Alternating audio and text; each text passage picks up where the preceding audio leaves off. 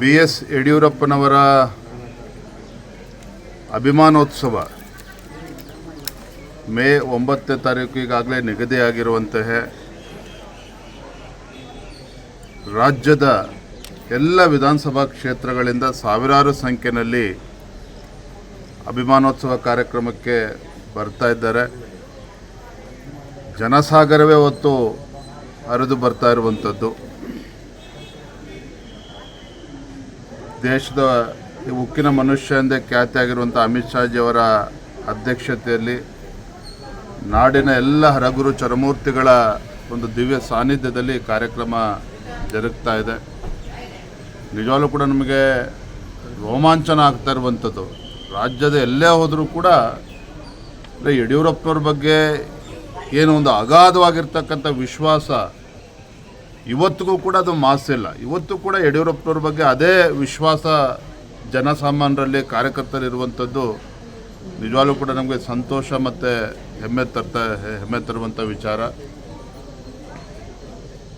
ರಾಜ್ಯದ ಮೂಲೆ ಮೂಲೆಗಳಿಂದ ಬರ್ತಾ ಇದ್ದಾರೆ ಜನರು.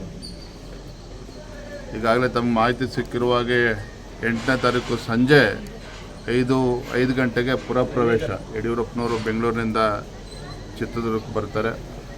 ಸಾವಿರಾರು ಸಂಖ್ಯೆಯಲ್ಲಿ ಅವತ್ತು ಕೂಡ ಅಭಿಮಾನಿಗಳಿರ್ತಾರೆ. ರಾಜ್ಯದ ಮೂಲೆ ಮೂಲೆಗಳಿಂದ ಕಲಾ ತಂಡಗಳು ಕೂಡ ಬರ್ತಾ ಇವೆ.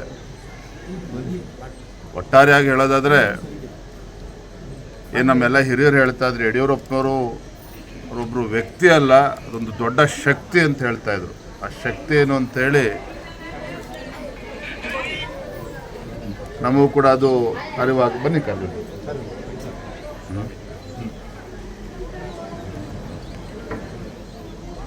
ಸಾವಿರಾರು ಸಂಖ್ಯೆಯಲ್ಲಿ ನಾಡಿನ ಪರಮ ಪೂಜ್ಯರು, ಜಗದ್ಗುರುಗಳು, ಎಲ್ಲ ಸಮಾಜದ, ಎಲ್ಲ ಜಾತಿ, ಎಲ್ಲ ಸಮಾಜದ ಮಠಮಾನ್ಯ ಗುರುಗಳು ಎಲ್ಲರೂ ಕೂಡ ಈ ಕಾರ್ಯಕ್ರಮದಲ್ಲಿ ಭಾಗವಹಿಸ್ತಿದ್ದಾರೆ. ಭಾಳ ಅಪರೂಪವಾಗಿರ್ತಕ್ಕಂಥ, ಭಾಳ ವಿಶೇಷವಾಗಿರ್ತಕ್ಕಂಥ ಕಾರ್ಯಕ್ರಮ. ನಾವೆಲ್ಲರೂ ಕೂಡ ಎದುರು ನೋಡ್ತಾ ಇದ್ದೇವೆ. ನಮ್ಮೆಲ್ಲ ಕಾರ್ಯಕರ್ತರು ಕಳೆದ 15-20 ದಿನದಿಂದ ಸಾಕಷ್ಟು ಶ್ರಮವನ್ನು ಕೂಡ ಹಾಕ್ತಾ ಇದ್ದಾರೆ. ನಿನ್ನೆ ಮೈಸೂರು ಪ್ರವಾಸ ಮುಗಿಸ್ಕೊಂಡು ಬೆಂಗಳೂರಿಗೆ ಬಂದಾಗ ತಂದೆಯವ್ರ ಜೊತೆಲಿ ಮಾತನಾಡ್ತಿದ್ದೆ. ಪಾಪ ಯಡಿಯೂರಪ್ಪನ ನೋಡಿ ಅವ್ರು ಎಷ್ಟು ಕಾಳಜಿ ಅಂತ ಹೇಳಿದರೆ, ಇಲ್ಲಪ್ಪ ನೀವು ರಾಜ್ಯದ ಮೂಲೆ ಮೂಲೆಗಳಿಂದ ಬಸ್ಸು ಕಾರುಗಳು ತೆಗೆದುಕೊಂಡು ಬರ್ತಾರೆ, ಎಲ್ರಿಗೂ ಮಾಹಿತಿ ಕೊಡಬೇಕು, ನಿಧಾನವಾಗಿ ಬರಬೇಕು, ಅವರೆಲ್ಲರೂ ಕೂಡ ಊಟ ಉಪಚಾರ ವ್ಯವಸ್ಥೆ ಸರಿಯಾದ ರೀತಿಯಲ್ಲಿ ಆಗಬೇಕು ಅಂದರೆ ಯಡಿಯೂರಪ್ಪನವರ ಕಾಳಜಿ ಏನು ಅನ್ನೋದು ಇದರಲ್ಲಿ ಅರ್ಥ ಆಗ್ತದೆ. ಮೊನ್ನೆನೂ ಕೂಡ ಅದನ್ನು ಆ ಮಾತನ್ನು ಹೇಳಿದರು, ನಿನ್ನೆನೂ ಕೂಡ ಅದೇ ಮಾತನ್ನು ಹೇಳ್ತಾಯಿದ್ರು. ಎಲ್ಲರೂ ಜೋಪಾನಾಗಿ ಬಂದು ಜೋಪಾನಾಗಿ ಹೋಗಬೇಕು, ನೀವೆಲ್ಲರೂ ತಿಳಿಸ್ಬೇಕು ಅನ್ನೋ ಕಿವಿ ಮಾತನ್ನು ಕೂಡ ಅವ್ರು ಹೇಳ್ತಾಯಿದ್ರು. ಭಾಳ ಅಪರೂಪವಾಗಿರ್ತಕ್ಕಂಥ ಕಾರ್ಯಕ್ರಮ, ಭಾಳ ಯಶಸ್ವಿಯಾಗಿ ಆಗ್ತದೆ. ತಮ್ಮೆಲ್ಲರ ನಮ್ಮ ಮಾಧ್ಯಮದ ಸ್ನೇಹಿತರು ಕೂಡ ಸಂಪೂರ್ಣ ಬೆಂಬಲ ಇರಬೇಕು, ಸಹಕಾರ ಇರಬೇಕು ಅಂತೇಳಿ ಸಂದರ್ಭ ವಿನಂತಿ ಮಾಡ್ತಾ ಇದ್ದೇನೆ.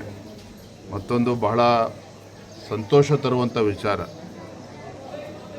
ಇನ್ನು ಚಿಕ್ಕಮಗಳೂರು ಜಿಲ್ಲೆಯ ಶೃಂಗೇರಿ ವಿಧಾನಸಭಾ ಕ್ಷೇತ್ರ, ಅಲ್ಲಿನ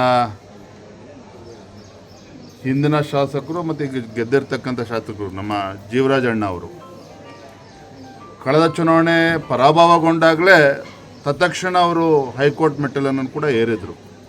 ಸುಪ್ರೀಂ ಕೋರ್ಟ್ ತನಕನೂ ಕೂಡ ಹೋಯಿತು. ಈಗ ಹೈಕೋರ್ಟಿನ ಆದೇಶದ ನಂತರದಲ್ಲೇ ನೆನ್ನೆ ಮತ ಎಣಿಕೆನಾಗಿದೆ.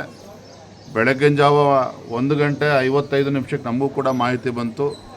ಜೀವರಾಜ್ ಅವರು, ನಮ್ಮ ಜೀವರಾಜ್ ಅಣ್ಣ ಅವರು 56 ಮತಗಳಿಂದ ಗೆದ್ದಿದ್ದಾರೆ ಅನ್ನುವ ಸಮಾಚಾರವನ್ನು, ಶುಭ ಸುದ್ದಿಯನ್ನು ಅವರು ಕೂಡ ನೀಡಿದ್ದಾರೆ.